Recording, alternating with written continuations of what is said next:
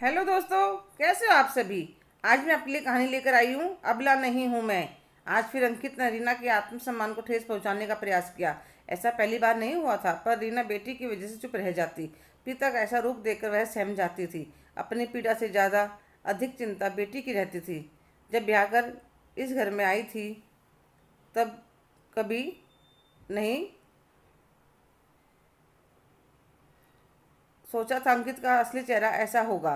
रीना एक साधारण से रंगरूप वाली लड़की थी। सरकारी नौकरी की वजह से अंकित ने रिश्ते के लिए हाँ कर दी थी, पर शादी के बाद उसको नीचा दिखाने का एक भी मौका नहीं छोड़ना। कभी उसके रंगरूप को लेकर नीचा दिखाता, कभी कपड़े पहनने के सलीके को लेकर, कभी मायके वालों को ताना मारने लग जाता। वह प्रेग्नेंट थी, सोचती बच्चा हो जाएगा तो सुधर जाएंगे। बेटी का जन्म होने के बाद तो उसमें सुधार होने की बजाय उसकी हिम्मत और भी बढ़ती जा रही थी। 5 साल की हो गई बिटिया, उसमें 1% भी बदलाव नहीं हुआ। एक दिन बाजार में सब्जी लेते समय पड़ोस की गुप्ता आंटी मिल जाती हैं।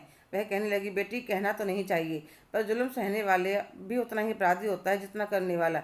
अपने आत्मसम्मान के लिए आवाज़ उठानी चाहिए। मैं तुम्हारी माँ जैसी हूँ, जब भी तुम्हें जरूरत पड़े मुझे बुला लेना। जब तो मैंने उनसे कुछ नहीं कहा, पर घर आने के बाद सोचने पर मजबूर हो गई। अब तो सारे पड़ोसियों को पता चल गया है। रीना सुबह सुबह जल्दी काम करके अपनी नौकरी के लिए निकल रही थी, तो अंकित ने टोका, शाम को जल्दी घर आ जाना, मेरा दोस्त आ रहा है। उसे तुम्हारे हाथ के छोले भटूरे और गाजर का हलवा पसंद है, बना देना, और अच्छी तरह से तैयार हो जाना। पिछली बार कितनी शर्म आई थी। रीना ने सुना पर कुछ नहीं बोली और चुपचाप बाहर निकल गई।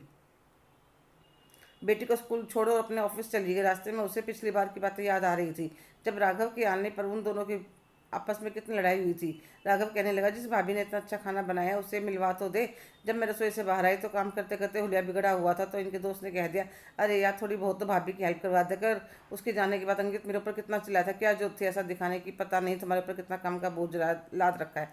मुझे उदास देकर मेरी सहेली शिवानी, जो कॉलेज में मेरे साथ पढ़ती थी, अब ऑफिस में मेरे साथ काम करती है, मुझे कहने लगी, क्या हुआ आज इतनी उदास क्यों है। तो मैंने उसे सारी बात बता दी, तो वह मेरे ऊपर बहुत गुस्सा हुई। इतनी कमज़ोर कब से हो गई। एक बार कॉलेज में एक लड़के ने तुझे छेड़ दिया था, तूने उसकी हालत ख़राब कर दी। अब वह मेरी सहेली कहाँ खोई। शिवानी, इतना आसान नहीं है शादी तोड़ना। समाज क्या कहेगा। तुमने तो एकदम कदम भी नहीं बढ़ाया, एक बार भी उन हाथों को नहीं पकड़ा जो तुम्हारी तरफ उठे थे।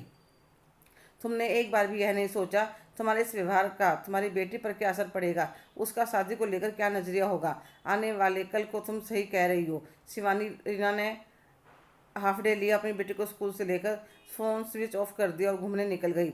रात को 10 बजे वापस आई, जब तक अंकित का दोस्त वापस जा चुका था। अंकित गुस्से में भरा बैठा था।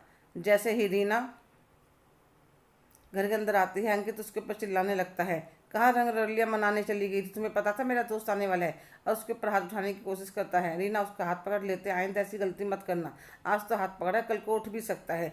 परिवार को बनाए रखने के लिए बेटी को माँ बाप दोनों का प्यार मिल सके, इसलिए मैं आज तक चुप रही, वरना मैं कमज़ोर नहीं हूँ, पढ़ी लिखी हूँ, आर्थिक रूप से मजबूत हूँ, अकेले अपनी बेटी का पालन पोषण अच्छी तरह से कर सकती हूँ। अब तुम सोच लो तुम्हारा क्या फैसला। और अपनी बेटी को लेकर अपने कमरे में चली जाती है। अंकित ने सपने में भी नहीं सोचा था रीना ऐसा भी कर सकते। रीना सुबह अपनी और बेटी के कपड़े अटैची में डालने लग रही थी, तो अंकित उसके पास आकर और रीना से माफ़ी मांगता है। रीना, यह घर छोड़कर मत जाओ, मुझे एक मौका और दे दो। आगे से ऐसी गलती मैं कभी नहीं करूँगा। तुम्हारे साथ गलत करने से पहले मैंने यह भी नहीं सोचा मैं भी एक बेटी का बाप हूँ। कल को अगर कोई मेरी बेटी के साथ ऐसा करेगा तो मुझे कैसा लगेगा। रीना भी अपनी गृहस्थी को बचाने के लिए और उसकी बेटी को माता पिता दोनों का प्यार मिल सके, अंकित को एक मौका और दे देती है। हेलो दोस्तों, कैसे हो आप सभी। आज की कहानी आपको कैसी लगी, कमेंट करके ज़रूर बताइएगा। अगर आप मेरे चैनल पर नए हैं तो लाइक, शेयर, सब्सक्राइब करना ना भूलें। धन्यवाद।